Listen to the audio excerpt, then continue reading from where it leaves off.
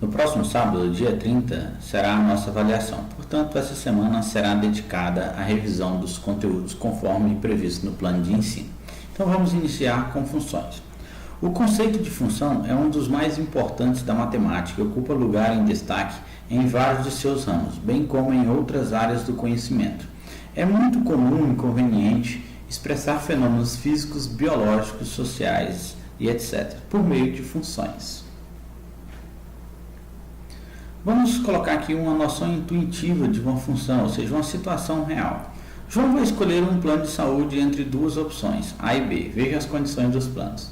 O plano A cobra um valor fixo mensal de R$ 140 e R$ 20 por consulta num certo período. Por outro lado, o plano B cobra R$ 110 fixo e R$ 25 por consulta num certo período. Dependendo da necessidade, João fará 5, 6 ou 7 consultas. Qual o plano mais econômico para ele em cada situação? A análise que ele precisa fazer. Observe que os gastos total do plano é dado em função de um número de consulta, dentro de um período pré-estabelecido. Então agora vamos à definição de função em relação a conjuntos. Dados dois conjuntos não vazios A e B, uma função de A e B, é uma relação que indica como associar cada elemento x do conjunto A a um único elemento y do conjunto B. Ou seja, use a notação do diagrama de Venn, onde eu tenho que x é o domínio, f de x é a imagem, e a relação que vai estar associando o elemento do domínio com o contradomínio gerando a imagem é justamente a lei de formação dessa função. Agora vamos ver um exemplo. O diagrama de flechas a seguir representa uma função f de a em b. Ou seja, vamos determinar agora domínio, contradomínio e imagem dessa função. Ela é uma função porque todos os elementos do conjunto A estão associados a um e único elemento do conjunto B. Ou seja, não existe nenhum elemento do domínio que não está associado a um elemento do conjunto B, que é chamado de contradomínio. Então, no item A ele pede o domínio. Domínio são todos os elementos do conjunto A para que ela seja uma função. Os elementos são 2, 3 e 5. Ou seja, o domínio é o próprio conjunto A. No item B, ele pede o contradomínio. O contradomínio são todos os elementos do conjunto B. No caso aí, 0, 2, 4, 6, 8 e 10. Não importa se tem elementos que não estão associados ao conjunto A. Ou seja, o contradomínio é todo o conjunto B. Já o item C, ele pede a imagem. A imagem ela está dentro do conjunto do contradomínio, ou seja, ela pertence ao contradomínio. A imagem, nesse exemplo, são os elementos 4, 6 e 10. Por que 4, 6 e 10? Porque são os elementos que estão associados a elementos do conjunto A, ou seja, ao domínio. Então, o domínio 2, ao ser colocado na função, ele gera uma imagem 4. O domínio 3, ao ser associado à função, ele gera uma imagem 6. O elemento 5, que é o domínio 5, ao ser associado à função, ele gera uma imagem 10. No item D, ele pede f de 3. F de 3 é a substituição do valor numérico, ou seja, se eu tenho 3, se a função é f de x, o x está substituindo o 3, quer dizer que o domínio é 3. Para domínio 3, eu tenho a imagem 6, por isso que f de 3 é igual a 6. F de 5, a mesma coisa. Se o x é igual a 5, o domínio é igual a 5, então a imagem é igual a 10, porque 10 é o elemento que está associado ao 5. X, no item F, x para f de x igual a 4, ou seja, o 4 é o f de x, é a imagem. Então, ele quer encontrar o x, ou seja, o domínio que está associado à imagem 4. Quem está associado à imagem 4 é o domínio 2, por isso que x é igual a 2. Então, aqui a gente viu um exemplo do diagrama de Venn, onde fica bem representado o domínio, o contradomínio e o conjunto imagem. O que é o contradomínio, o que é o domínio e o que é o conjunto imagem. Agora vamos verificar o gráfico de uma função. O gráfico de uma função é o conjunto de pares ordenados x e y que tem um x pertencente ao domínio da função f e y igual a f de x. Ou seja, reconhecendo o gráfico de uma função. Então, são valores do domínio associado à imagem, onde x é o domínio e y é a imagem. Se nós verificarmos o primeiro gráfico, o gráfico da função é representado por essa curva vermelha. O segundo gráfico é essa curva verde. Já o terceiro gráfico, essa curva azul, formando essa circunferência, tá? Onde a parte central dela está em branco. Se nós traçarmos retas perpendiculares a x, ou seja, paralelas ao eixo y, nós vamos verificar a quantidade de imagens para cada domínio, ou seja, cada valor de x vai interceptar o gráfico quantas vezes, ou seja, no caso do primeiro gráfico, traçando uma reta paralela ao eixo y, a gente verifica que intercepta o gráfico uma única vez, naquele ponto. Eu posso colocar uma reta paralela ao eixo y no gráfico que vai interceptar em um único ponto. Então ela é uma função, porque cada domínio tem apenas uma única função. Já no segundo gráfico, se a gente fazer uma reta paralela ao eixo y, nós vamos verificar que existem pontos do gráfico que ela vai interceptar em pelo menos 2 pontos. Isso quer dizer que essa não é uma função, quer dizer que eu tenho um domínio com 2 funções. Claro, vai existir pontos do gráfico que não vai interceptar o eixo y. Tudo bem, ou seja, ali não está pertencendo ao domínio da função, mas aonde tem o domínio da função, ele está interceptando 2 pontos. E esses 2 pontos não satisfaz, porque aí eu teria um único domínio, um domínio com 2 imagens. Então isso para nós não é uma função, é um gráfico, mas é um gráfico de uma função. Já no terceiro exemplo também, por ser uma circunferência, existem pontos onde eu possa traçar o eixo, um eixo paralelo ao eixo y, ou seja, uma reta paralela ao eixo y, e vai interceptando também 2 pontos do gráfico. E isso para nós também não é uma função, porque eu teria um domínio com 2 imagens. Então aqui está a exemplificação do que seria o gráfico de uma função. O que você poderia olhar o gráfico de uma função e verificar, realmente, isso é uma função ou não? Porque a característica básica de uma função é eu tenho um único domínio, está associado a uma única imagem. Agora vamos ver um exemplo simples de funções. Primeiro exemplo, considere a função menos 3x mais 1 e determine o valor numérico de f de 3, o valor numérico de f de menos 12, o valor de x quando f de x for igual a 5. Continuando nossa revisão, vamos agora resolver esse primeiro exemplo, onde trata para determinar o domínio e a imagem da função f de x igual a menos 3x mais 1. No item A, ele quer que determine o valor numérico de f de 3, ou seja, ele quer que você encontre a imagem da função quando o domínio é igual a 3, pois o x está sendo igual a 3 e o x é a variável que está em função, ou seja, o y está em função de x. Então, basta para achar o valor numérico, basta substituir o domínio na função. Então, se eu tenho f de x igual a menos 3x mais 1, eu vou substituir onde tem x o valor do meu domínio, que o domínio é 3. Então, vai ficar menos 3 vezes 3 mais 1. No lugar do x foi substituído pela variável, pelo valor numérico 3, que é, na verdade, o nosso domínio. Então, f de 3 é igual a menos 9, porque 3 vezes 3 é 9, só que negativo, mais 1. Então, f de 3 vai ser igual a menos 9 mais 1 é a mesma coisa que menos 8. Ou seja, para essa função, quando o domínio for 3, a imagem é igual a menos 8. A mesma coisa ele quer no item B, calcule o valor numérico de f de menos 12. Então, o domínio é igual a menos 12. Então, vou substituir. Então, vou ter f de menos 12 é igual a quanto? Menos 3 vezes menos 12 mais 1. Ou seja, f de menos 12 é igual. Agora aqui eu coloquei dentro do parênteses porque o domínio é negativo. Então, menos que menos vai ser mais. Então, 3 vezes 12 será 36. 36 mais 1. 36 mais 1 é igual a 37. Ou seja, quando o domínio for igual a menos 12, a imagem será igual a 37. Se nós observarmos, isso aqui é uma função, né? Uma função afim, uma função do primeiro grau, porque a variável maior expoente aqui é 1, então é chamada de função afim. E essa função afim aqui ela não tem restrição.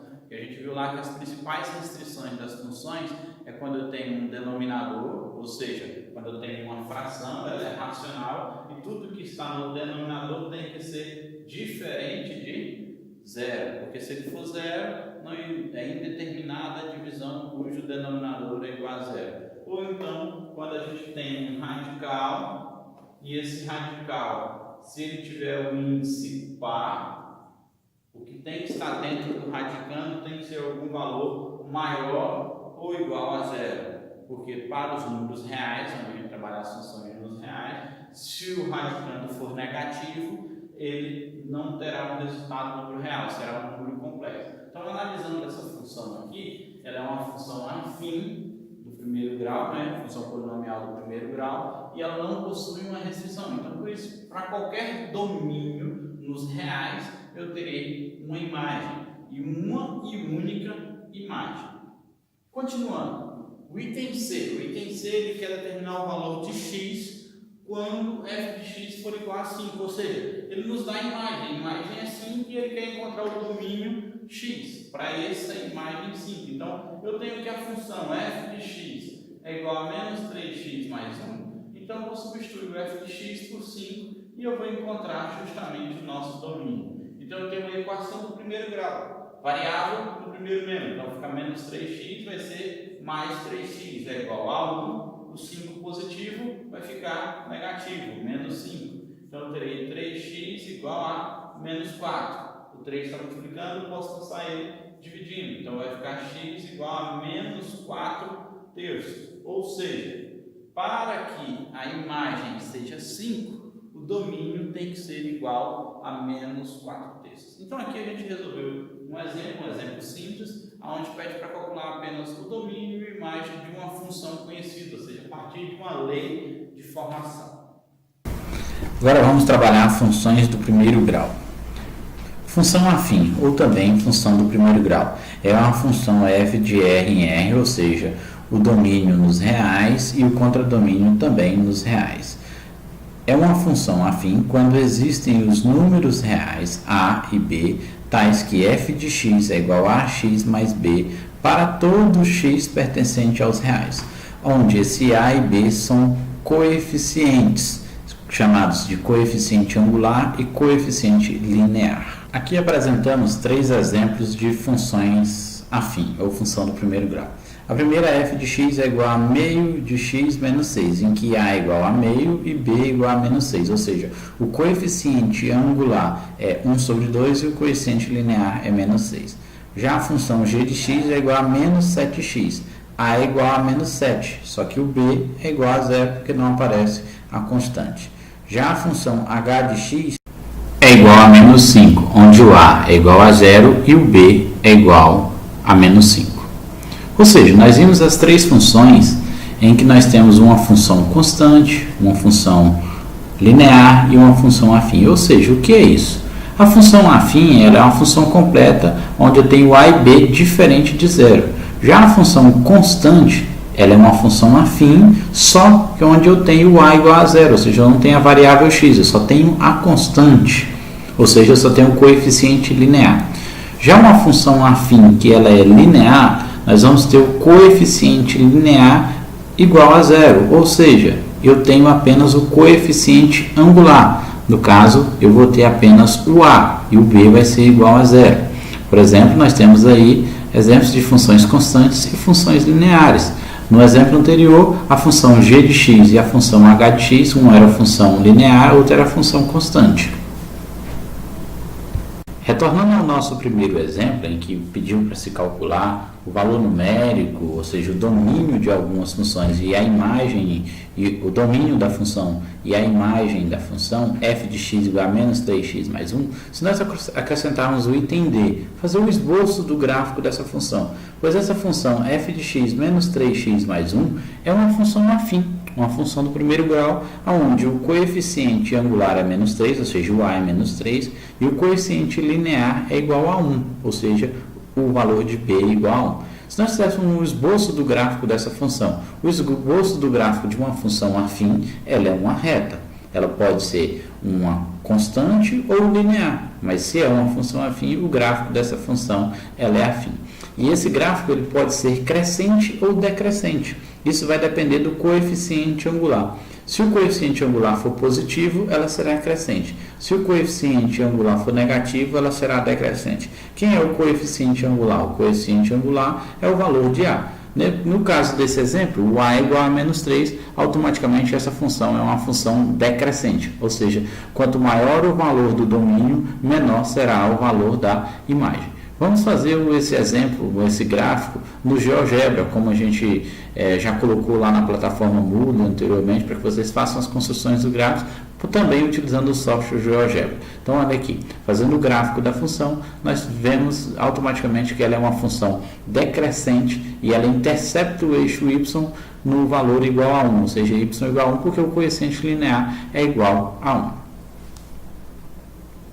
Agora fazer mais um outro exemplo sobre função afim, um exemplo mais contextualizado, no que diz o seguinte: o preço de um estacionamento rotativo é cobrado da seguinte maneira: uma taxa fixa de R$ 3,00 pela entrada mais R$ 2,00 por hora de permanência. Com base nisso, responda. O item A: qual a função matemática que expressa o preço y em função do número de horas x de permanência do automóvel no estacionamento? O item B: quanto pagará um cliente que deixou seu automóvel estacionado por 3 horas? O item C: quantas horas permaneceu o carro de um cliente que pagou R$ 13,00? Vamos aqui resolver agora o segundo exemplo. Ele diz aí que são duas variáveis, a variável y e a variável x. A gente vai determinar a função que representa, qual é o valor a ser pago pelo estacionamento rotativo. E ele diz que o valor de x é igual à quantidade de horas, ou seja, a quantidade de horas em que o veículo, ou seja, o automóvel, vai ficar no estacionamento. E ele diz que y é o valor a ser pago, ou seja, valor a ser pago. Então, se eu vou montar a função será uma função afim, cujo tem um custo fixo e um custo variável. O custo fixo, ele diz que é de R$ 3,00, ou seja, esse é o custo fixo só para a entrada, ou seja, a entrada é igual a R$ 3,00, mais um custo variável, ou seja, a cada 2 horas em que esse veículo ficar no estacionamento, será acrescido do valor final a ser pago, ou seja, R$ 2,00 vezes quem? O valor de x.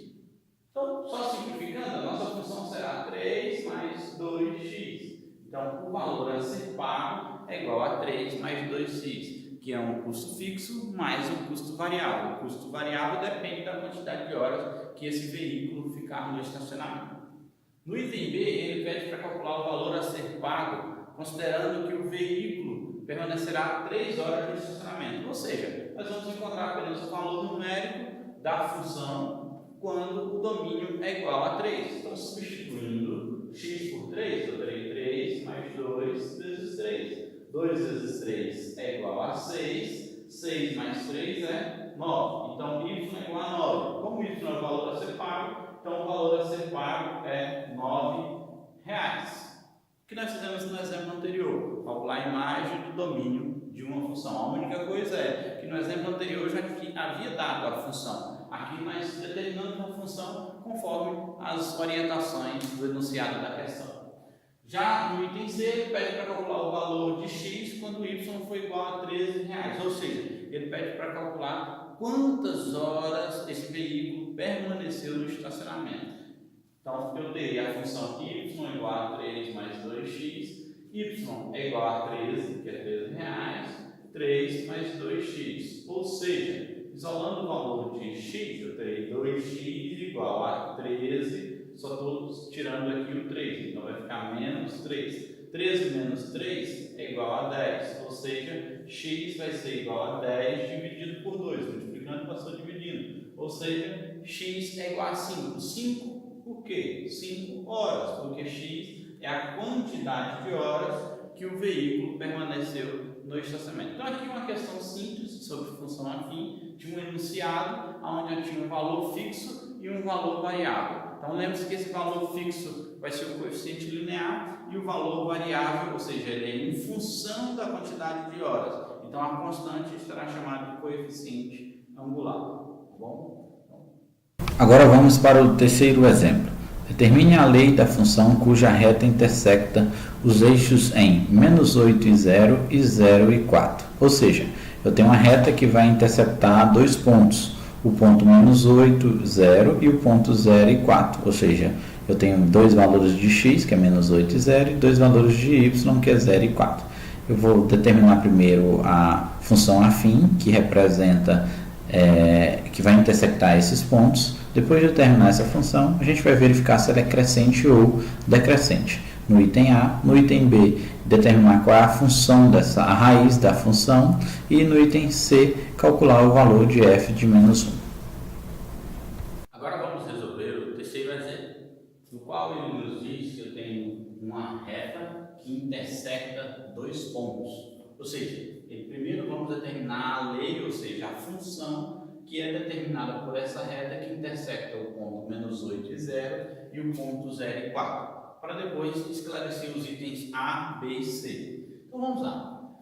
Uma função afim, representada no gráfico de uma reta, ela pode ser escrita da forma geral, f de x igual a de x mais b, onde A é o coeficiente angular e B é o coeficiente linear. Como foi mostrado no livro-texto, durante os estudos, os vídeos apresentados lá em funções afins, nós podemos determinar esse coeficiente angular pela subtração entre quem? Pela razão de y2 menos y1 dividido por x2 menos x1. Quem é esse y2, x2, y1 e x1? São as coordenadas dos pontos onde essa reta intersecta. Ou seja, aqui eu tenho x1, y1. Aqui eu tenho x2, y2, já que um par ordenado é nada mais do que valores de x e valores de y, ou seja, x é o domínio e y é a imagem. Então, esse coeficiente angular será, quem é o nosso y2 que nós estamos chamando? Estamos chamando o y2 de 4, menos o y1, o y1 é 0. Quem é o nosso x2? x2 será o 0. Menos, quem é o nosso o x1? Será -8, como é negativo dentro do parênteses. Então, o coeficiente angular vai ser igual a 4, porque 4 menos 0 é 4. Aqui, menos com menos será mais, 8. 0 mais 8 é o próprio 8. Vai ficar 4 dividido por 8, que dá para a gente simplificar por 4. Ou seja, 4 dividido por 8 nada mais é do que meio, ou 1 sobre 2. Esse é o coeficiente angular, ou seja, o valor de A. Se você inverter os pontos, se eu chamar esse do ponto 2 e esse do ponto 1, você vai chegar no mesmo coeficiente angular, então não tem problema, ok? Então, se eu determinar o valor de A, só falta determinar o valor de B, né? Então, como que nós vamos determinar o valor de B? Usando qualquer um dos dois pontos na função característica. Ou seja, se eu usar o primeiro ponto, eu vou usar aqui o -8 e 0. Então, se eu utilizar o -8 e 0 na função, então eu tenho que a função é f de x igual a x mais b. F de x nada mais é do que y. Então, eu posso chamar isso aqui de y. Ou seja, o meu y aqui é 0 e o meu x é -8. Então, aqui vai ser 0 igual. O A nós já encontramos, que é meio, vezes o x. Quem é o x? -8 mais o b. Por quê? Escolhendo um dos pontos, eu tenho o valor de x e o valor de y. Se eu escolher o segundo ponto, também vou encontrar o mesmo coeficiente linear b. Por quê? Porque está se tratando da mesma reta, né? Então, 0 é igual a meio vezes -8 será igual a -4, porque 1 vezes 8 é 8, 8 dividido por 2 é 4, permanece negativo. Então, vai ficar -4 mais b. -4 passa positivo, ou seja, b igual a 4. Se eu determinei o coeficiente linear e o coeficiente angular, agora eu posso montar a função. A função será escrita da forma f de x igual a meio vezes x mais o b, que é 4. Então, essa é a nossa função que representa a reta que intersecta os pontos -8, 0 e 0 e 4. Então agora vamos aí resolver os itens A, B e C. No item A ele pergunta se a função é crescente ou decrescente. Para a função ser crescente ou decrescente, basta você analisar o coeficiente angular. No nosso caso, o coeficiente angular é A, que é igual a meio. Então, meio é um número positivo, é um número maior que zero. Se o coeficiente angular é maior que zero, essa função é crescente. Se o coeficiente angular fosse menor que zero, ou seja, negativo, ela era decrescente. E se porventura esse coeficiente angular for zero, ela é uma função do primeiro grau, só que a gente chama ela de função constante. Então ela seria constante, nem crescente nem decrescente.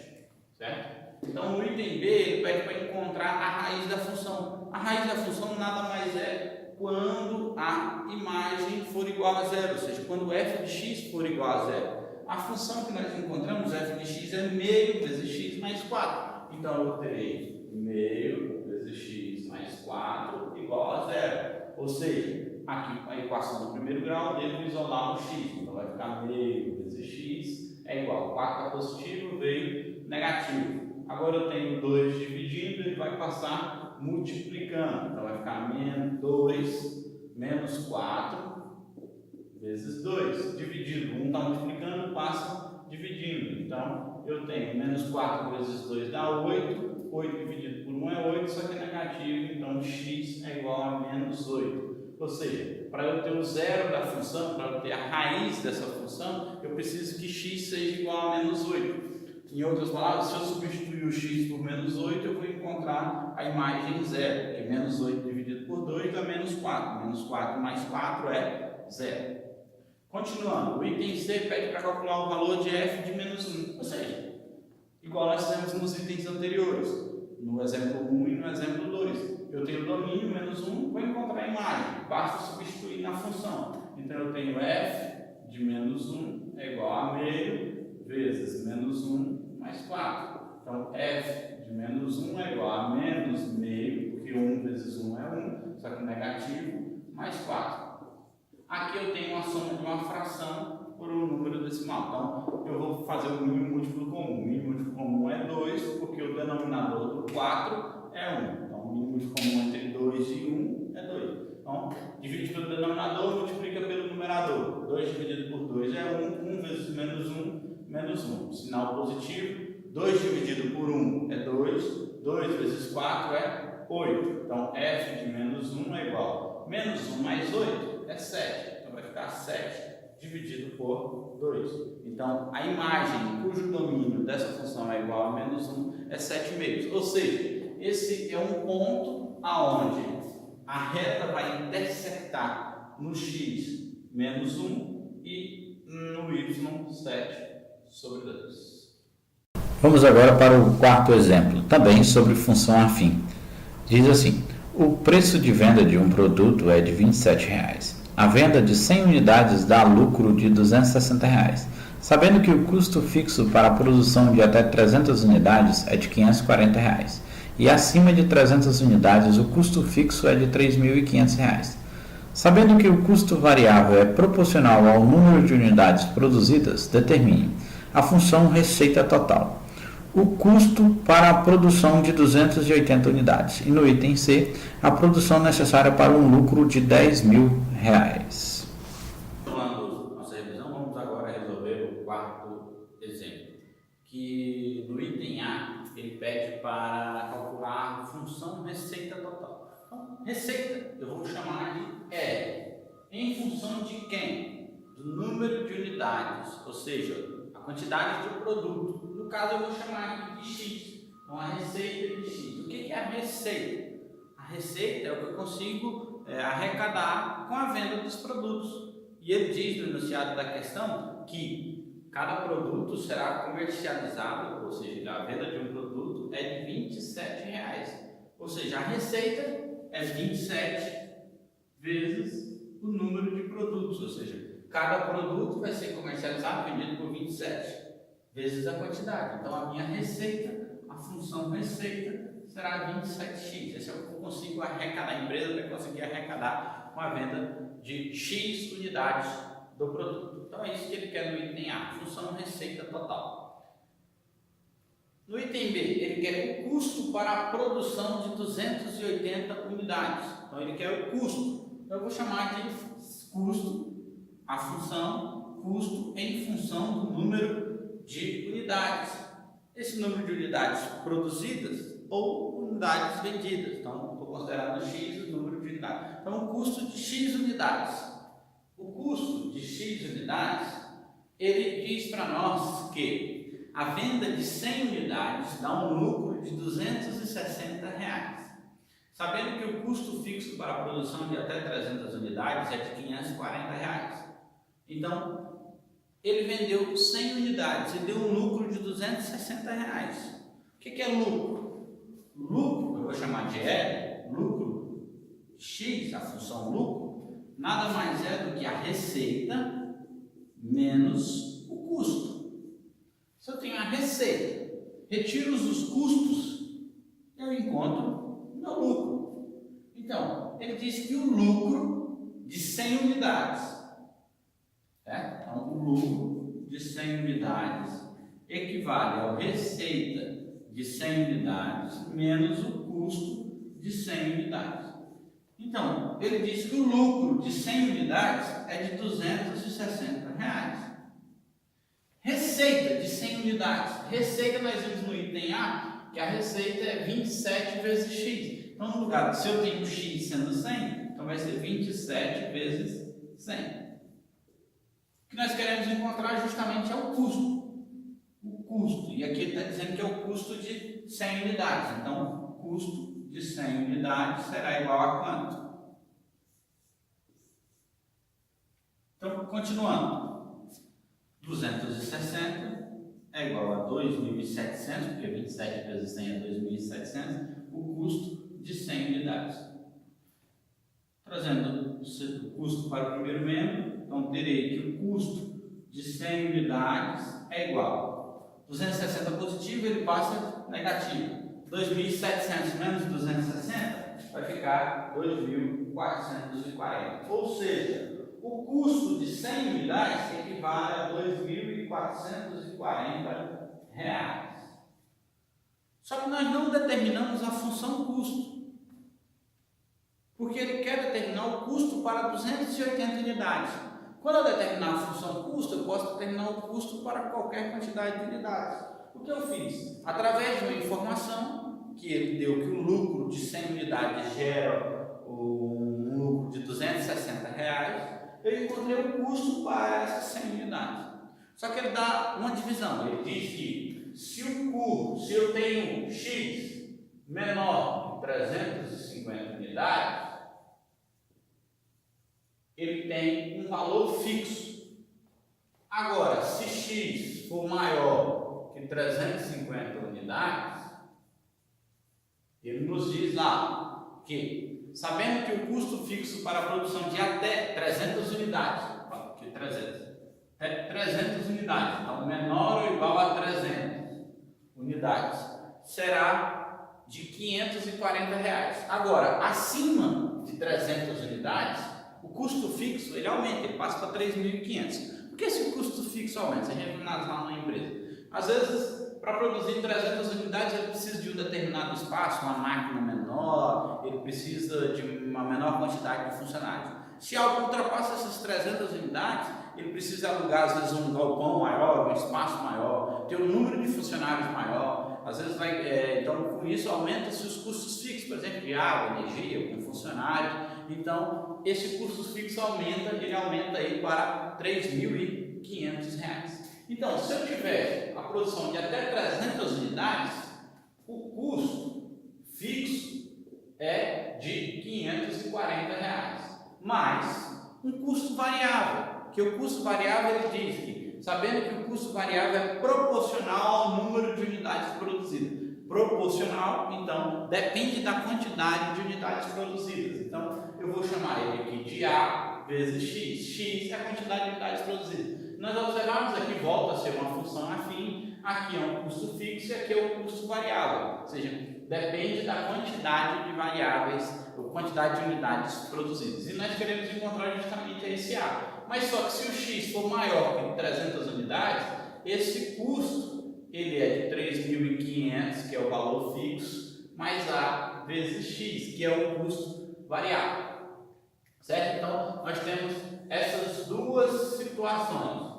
Para X maior que 300 unidades e para X até 300 unidades.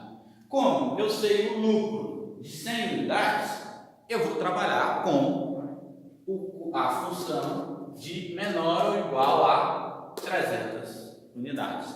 E eu tenho a informação de que o custo de 100 unidades é igual a 2.440. Então, o custo de 100 unidades é igual a 540 mais A vezes. Quem é o X? X é 100. Por quê? Eu estou fazendo o custo de 100 unidades, X tem que ser igual a 100. O custo de 100 unidades, nós descobrimos que ele é 2.440, que é igual a 540 mais A vezes 100 é igual a 100A. Equação do primeiro grau, nós vamos encontrar o valor de A, que representa o custo variável. Então, 100 vezes A é igual a 2.440 menos 540. Ou seja, 100 vezes A é igual a 1.900. 2.440 menos 540, 1.900. A é igual a 1.900 dividido por 100. Ou seja, A é igual a 19. Se eu encontrei o valor de A, eu consigo determinar quem é a função custo. Ou seja, minha função custo, certo? Ela passará a ser para uma produção inferior, ou seja, até 300 unidades, é igual a 540 mais 19x.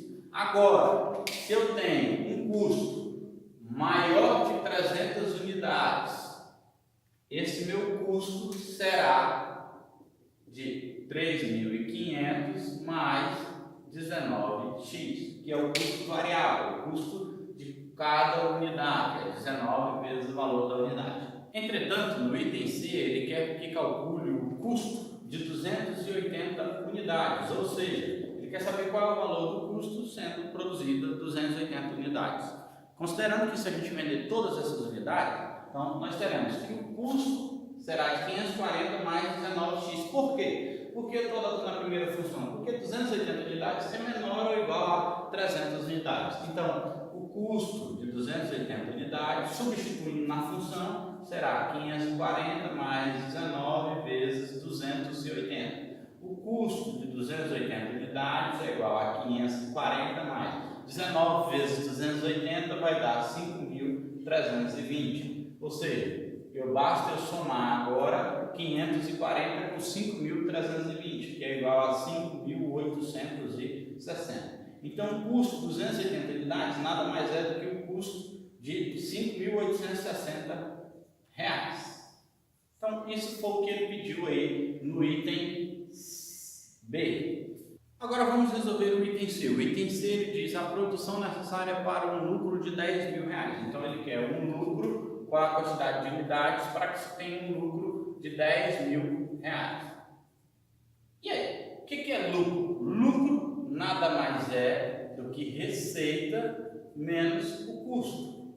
Ele diz que o lucro é 10 mil reais. A receita, nós vimos no item A, que é 27 vezes x. Menos o custo. Mas o que é o custo? Eu tenho duas funções para o custo. Uma função que é para a produção de menor ou igual a 300 unidades, ou seja, de até 300 unidades, e uma função custo para a produção maior que 300 unidades. Vamos fazer uma análise friamente. Qual das duas que nós podemos utilizar? Se eu der um lucro de 10 mil reais, o que é o lucro? É a receita menos o custo. O que está me gerando de receita? Então, eu já sei que de receita seria 27, né? Vezes uma quantidade, a quantidade de produção. Vamos analisar aqui justamente o ponto intermédio, que é de 300 unidades. Imagine eu tendo 27 vezes 300, que é a receita para 300 unidades. 27 vezes 300 é 8.100. Então, 8.100 é um valor menor do que 10 mil reais. Ou seja, como que eu vou ter um lucro de 10 mil reais se minha receita é 8.100? Então, posso afirmar que nós vamos ter uma produção maior que 300 unidades. Então, por custo, eu vou ter que adotar a segunda função. Ah, professor, mas se eu adotasse a primeira função, você ia fazer os cálculos e encontrar um resultado maior que 300, ou seja, x maior que 300. E aí está incorreto. Por quê? Porque você admitiu que a função teria que ser menor que 300 unidades.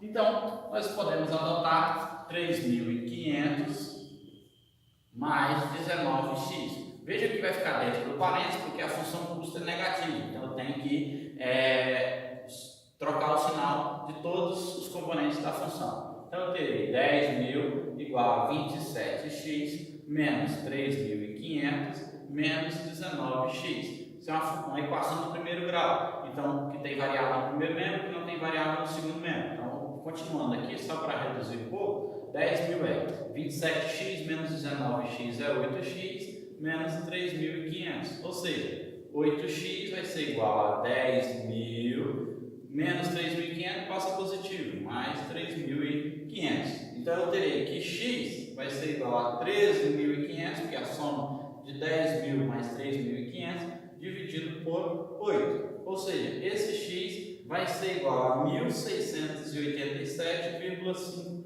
unidades.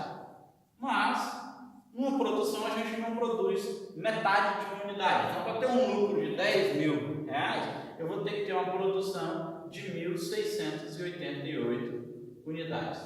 Que, obviamente, é uma quantidade maior que 300 e a função do custo que eu utilizei está sendo correta. Mas, voltando lá, e se eu tivesse utilizado essa função, eu iria encontrar os 1.688? Não, você ia encontrar um outro resultado. Mas te garanto que esse resultado é maior que 300. Porque não satisfaz a função, tá bom? Isso aí, pessoal, porque nós resolvemos o quarto exemplo, onde nós temos uma função afim, mas um pouco mais contextualizada, relacionando receita, custo e lucro, tá bom? Mas aí nada mais é do que uma função afim. Agora nós vamos passar para a função polinomial do segundo grau, ou também conhecida como função quadrática. Chama-se função polinomial do segundo grau ou função quadrática qualquer função f de R em R, dada por uma lei que dá forma f de x igual a ax ao quadrado mais bx mais c. Ou seja, essa é a lei de formação geral de uma função quadrática, onde os valores de a, b e c são chamados de constantes, eles são números reais. O a tem que ser diferente de zero, pois se a for igual a zero, vai anular o termo x ao quadrado e nós teremos uma função afim, ou seja, do tipo bx mais c. Através da função quadrática, a gente já pode determinar se ela vai ter uma concavidade, o gráfico da sua função terá uma concavidade para cima ou para baixo, pois o gráfico da função quadrática é uma parábola. Uma parábola ela possui um eixo de simetria que a gente chama de vértice da parábola. Se o a for maior que zero, a concavidade dela é para cima, ou seja, ela inicia de forma decrescente, passa pelo vértice e depois ela se torna crescente.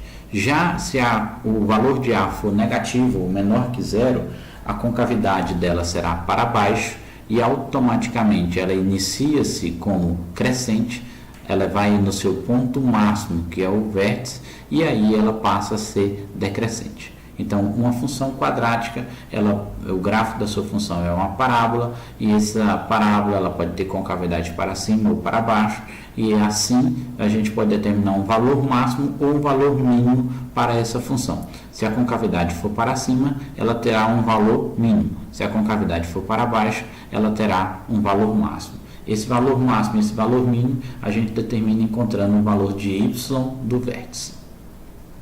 Vamos ver agora o zero de uma função quadrática. O zero da função, ou raízes da equação, são valores de x que anulam a função, tornando uma equação f de x igual a zero. Igual a gente já viu lá na função afim, se eu quero encontrar o zero da função afim, basta encontrar o valor de x que anula a função, ou seja, que eu encontro a imagem igual a zero.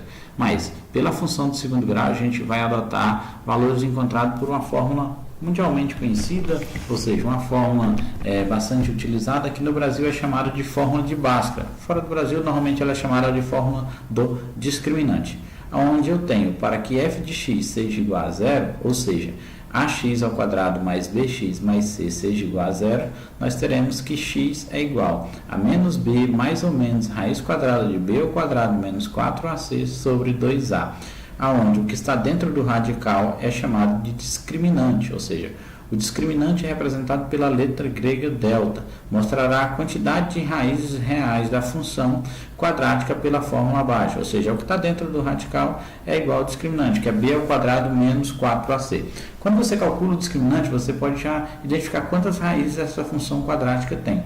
Ou seja, o máximo que ela pode ter são 2 zeros da função. Se é uma função quadrática, função de segundo grau, ela possui no máximo 2 raízes. Mas se esse discriminante for igual a zero, essas 2 raízes reais, elas são iguais. Você vai encontrar 2 valores de x igual. Agora, se esse discriminante for maior que zero, ou seja, ele for positivo, você vai encontrar 2 raízes reais e diferentes. Agora, se esse discriminante for negativo, ou seja, discriminante menor que zero, você vai encontrar 2 raízes que não são reais, ou seja, que são raízes complexas, que não é um estudo da nossa análise. Nós estamos apenas trabalhando as funções dos reais para os reais. Então, aqui vai nos competir apenas resolver funções onde o discriminante é positivo ou então igual a zero. Vamos agora resolver um exemplo sobre função quadrática. Um exemplo um pouco mais complexo, um pouco mais detalhado, com vários itens, que vai englobar um pouco das características da função quadrática. Diz o seguinte: uma indústria comercializa um certo produto e tem uma função custo total em R$1.000, dada por CT, Q igual a Q ao quadrado mais 20Q mais 475, para Q maior que zero, ou seja, a quantidade de produto tem que ser maior que zero, né? Então, é uma função custo em função da quantidade, em função de Q, né? A função total em R$1.000 é dada por RQ igual a 120Q, ou seja, essa função total é a receita, ou seja, estou tendo uma receita, a receita é de 120Q. Já o custo é dado pela função quadrática, que é o quadrado mais 20Q mais 475. E ele pede para determinar a função que representa o lucro deste produto. Então, nós vamos determinar a função que representa o lucro deste produto. O item B, ele pede para determinar o número de unidades a ser comercializada que geram um lucro nulo, ou seja, determina o zero da função lucro. No item C, qual o lucro para a venda de 80 unidades? Já no item D, qual o número máximo, o número de unidades a ser comercializada para gerar um lucro máximo? Ou seja, se eu tenho um lucro máximo, então essa função ela tem que ter o valor de A negativo. Essa função quadrática vai ter que ter o coeficiente A negativo para que a concavidade seja gerada para ter um ponto máximo. Então nós vamos encontrar qual é o valor do y do vértice. Já no item E, qual é o valor do lucro máximo, ou seja, é justamente o valor de y do vértice. E no item D, qual o número de unidades? O número de unidades é Q, que para nós está sendo representado como se fosse o x. É a variável que está em função. É em função de quem? No caso aí, em função de Q. Então, nós vamos encontrar no item D o Q do vértice e no item E nós vamos encontrar qual é esse valor do Q do vértice que gera a imagem, que para nós seria o y do vértice. Agora vamos resolver aí o quinto exemplo. No quinto exemplo, ele diz que a função custo é igual a Q ao quadrado mais 20Q mais 475, para Q maior ou igual a zero, ou seja, para a quantidade ser maior ou igual a zero. E ele diz que a receita tem que ser igual a 120 vezes Q, ou seja, essa função é em R$1.000, o custo, se der o resultado de 10, é R$10.000, a receita se der 10 também é de R$10.000. Igual nós vimos no exemplo anterior, nós temos aí custo e receita. Lucro é receita menos custo. E no item A ele pede para determinar a função que representa o lucro desse produto. Então, no item A, lucro, só que agora a variável não é x, a variável é o Q, que representa a quantidade de produtos. O lucro de Q nada mais é do que a receita menos o custo.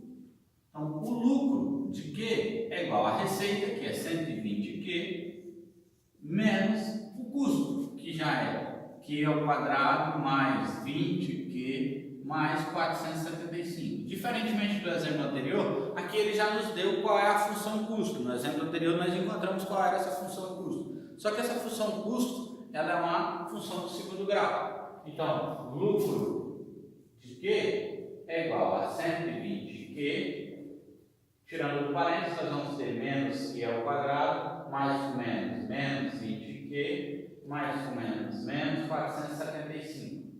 Só agrupando os termos semelhantes, o lucro de Q vai ser igual a menos Q ao quadrado, colocando na ordem decrescente, 120Q menos 20Q vai ser igual a 100Q menos 475.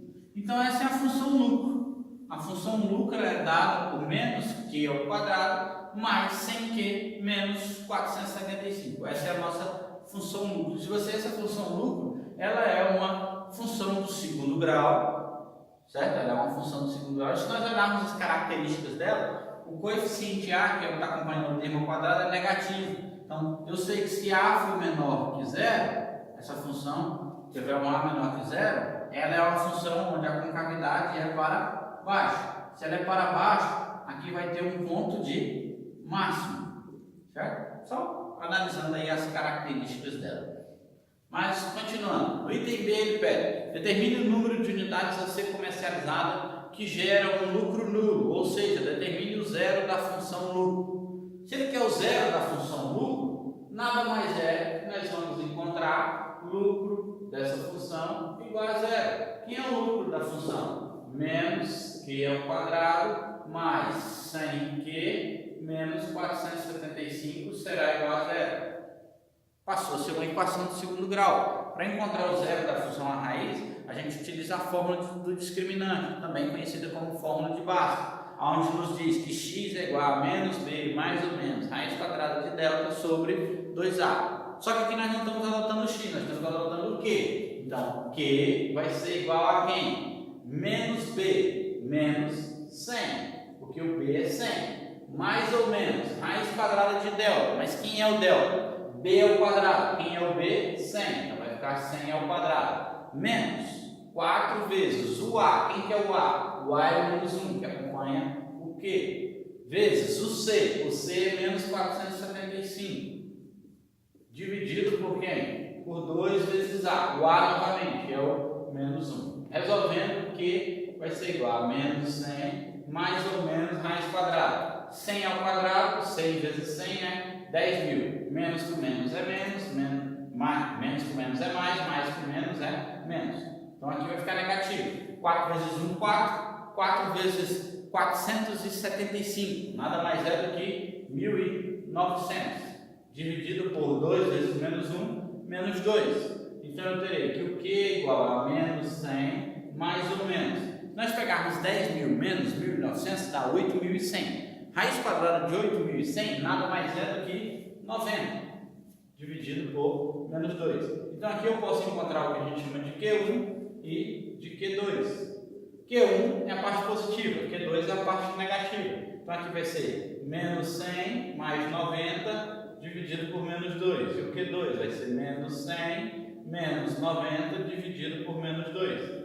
Ou seja, Q1 menos 100 mais 90 vai ser menos 10, dividido por menos 2, que é igual a 5, certo? Então, nós teremos aí menos 100 mais 90, dá menos 10, dividido por menos 2, vai dar 5. E o Q2 vai ser igual a menos 190, dividido por menos 2, porque sinais negativos somam e conservam o sinal. Menos com menos mais, 190 dividido por 2, 95. Então, o lucro vai ser zero na produção de 5 unidades, e na produção de 95 unidades. Voltando lá no gráfico, se a gente ir imaginando, então ela seria mais ou menos nessa hipótese. Aqui seria o 5, x igual a 5, e aqui seria o 95 para o eixo x e o eixo y, porque ela vai ser zero justamente quando x for 5 e y for 95. Ou seja, analisando o gráfico dessa função, se eu tiver uma produção menor que 5 unidades, ou seja, de 0 até 5, porque o Q tem que ser maior que 0, eu tenho prejuízo, né? Porque o meu lucro vai ser negativo. Se a minha produção também for maior que 95 unidades, eu também vou ter prejuízo, porque ele também vai ser negativo para tudo que for maior que 95. Então eu só terei lucro positivo se estiver entre 5 e 95. E aqui nós temos um chamado lucro máximo, ou seja, eu terei um lucro máximo em um determinado ponto, que é justamente o que a gente vai querer ir mais para frente um pouco, acho que no item D. Mas no item C ele pede, qual o lucro para a venda de 80 unidades? Opa, 80 vai estar mais ou menos aqui. Então, pode ser um lucro positivo. Eu terei lucro realmente, não prejuízo. Então, como que eu faço para calcular o lucro de 80 unidades? Basta substituir a variável, ou seja, o Q, que vai ser igual a 80, na minha função lucro. Qual é a minha função lucro? A função lucro foi determinada por menos Q ao quadrado mais 100Q menos 475. Eu vou apagar aqui o item B, que a gente não vai utilizar ele mais. Vou deixar o item A ainda, porque esse item A tem a nossa função lucro ali. Então, vou deixar ele aí para a gente ir analisando. Então, o item C, o lucro é dado por menos Q ao quadrado mais 100Q menos 475. Ele quer um lucro de 80 unidades. Então, eu terei menos 80 ao quadrado mais 100 vezes 80 menos 475. Ou seja, o lucro de 80 unidades será negativo, continua negativo, porque ele não está elevado ao quadrado. Tá? Quem está elevado ao quadrado é apenas o 80. Então, 80 ao quadrado é 6.400. 100 vezes 80, nada mais do que 8.000, menos 475. Então, o lucro de 80 unidades vai ser 8.000 menos 6.875. Sinais iguais, soma e conserva o sinal. Então, o lucro de 80 unidades, ela vai ser de aproximadamente, então, um valor exato, né, que é aproximadamente 8.000 menos 6.875, então vai ser 1.125 reais. 8.000 menos 6.875, 1.125. Então, o lucro será de 1.125. Se eu tivesse aqui no gráfico, é como se eu tivesse isso aqui, ó, 1.125. Ou seja, o lucro para 80 unidades seria 1.125. Claro que isso aqui é só um esboço, só para a gente ter uma ilustração, tá bom? Então, fizemos aí o item C. Agora ele quer o item D. Qual o número de unidades a ser comercializadas para gerar um lucro máximo? Ele quer o número de unidades para gerar um lucro máximo. Quem é esse número de unidades? O nosso eixo X ele está sendo representado pela variável Q. Então, é como se eu tivesse o X do vértice, ou seja, o Q do vértice. Se eu encontrar o Q do vértice, eu tenho um número de unidades a ser produzido para que eu tenha um lucro máximo. Então, vamos lá. Item D. Q do vértice, que é nada mais é do que o X do vértice. Vocês, nos estudos aí, nós temos que o X do vértice, a expressão que dá o X do vértice, é menos B sobre 2A. Ou seja, o Q do vértice, que é o mesmo X do vértice, no nosso caso, vai ser menos B sobre 2A. Se você olhar a função lucro, quem é o nosso B? Nosso B é 100. Então, vai ficar menos 100 dividido por 2 vezes A. O A é menos 1. Então, 2 vezes menos 1. Então, o Q do vértice vai ser igual a menos 100 dividido por menos 2. O Q do vértice é igual a 50, ou seja, 50 unidades. Então, ele precisa produzir 50 unidades para ter um lucro máximo. E realmente, 50 está entre 5 e 95. E se você ver, é justamente o eixo de simetria. Entre 5 e 50, nós temos quanto? 45 unidades. Entre 50 e 95, também 45 unidades, porque a parábola ela possui o eixo de simetria. Quem é o eixo de simetria? O eixo do vértice, certo? Que é paralelo ao eixo Y. Ele é simétrico, ok? Então, resolvemos aí o item C. O item D ele pede qual é o valor do lucro máximo. Como que eu encontro esse lucro máximo? Para encontrar o lucro máximo, que é justamente o que ele quer aqui, qual o lucro? Esse Y nada mais é do que o lucro em função de quê? Ó, se é lucro máximo, tem que ser maior que 1.125. Como que eu vou encontrar o lucro? Lá nós adotamos o X do vértice. Eu posso encontrar o Y do vértice também. O Y do vértice, a nossa fórmula é menos delta sobre 4A. Mas aqui o nosso Y nada mais é do que o lucro, né? Então eu vou colocar aqui o lucro do vértice, que é o lucro máximo, menos delta. Delta. Quem é esse delta? Nós calculamos agora no item anterior, que era o que ficava dentro do radical. Esse delta nada mais é do que 8.100. Por que esse delta? O delta é B ao quadrado, que é 100 ao quadrado, menos 4 vezes o A. Quem que é o A? Menos 1. E o C? Menos 475. Dividido por 4 vezes o A, que é menos 1. Nós vimos, aqui eu estou repetindo, mas nós já tínhamos feito no item anterior, que esse resultado é igual a 8.100, porque 100 ao quadrado é 10.000, aqui menos com menos é mais com menos é menos, então 4 vezes 1, 4, 4 vezes 475 tinha dado 1.900, 10.000 menos 1.900, 8.100, dividido por menos 4.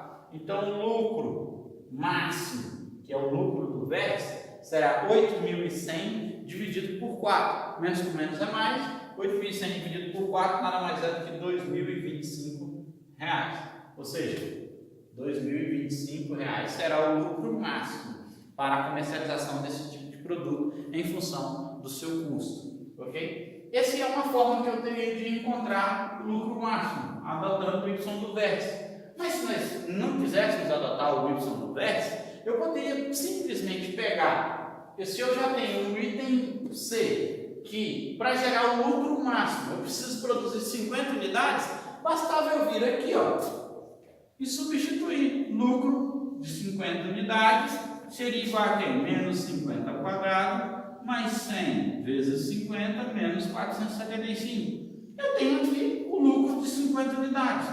Se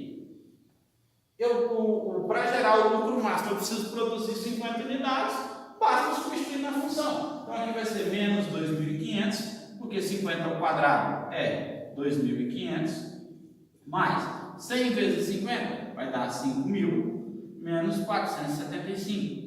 Menos 2.500 mais 5.000, terei 2.500, menos 475, terei 2.025, que é o mesmo valor encontrado lá no Y do vértice, que é o lucro máximo, 2.025. Então, tanto faz você adotar a fórmula do Y do vértice, ou se eu já encontrei qual é o X do vértice, qual é a quantidade de unidades que gera esse valor, esse lucro máximo, basta substituir na função lucro.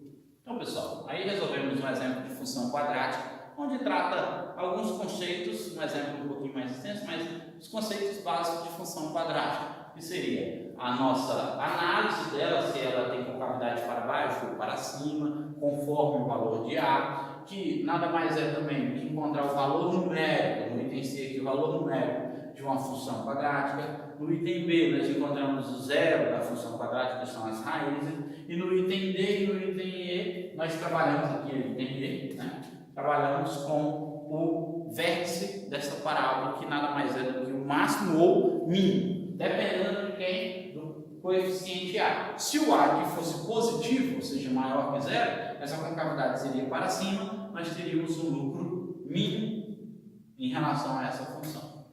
Ok? Muito obrigado.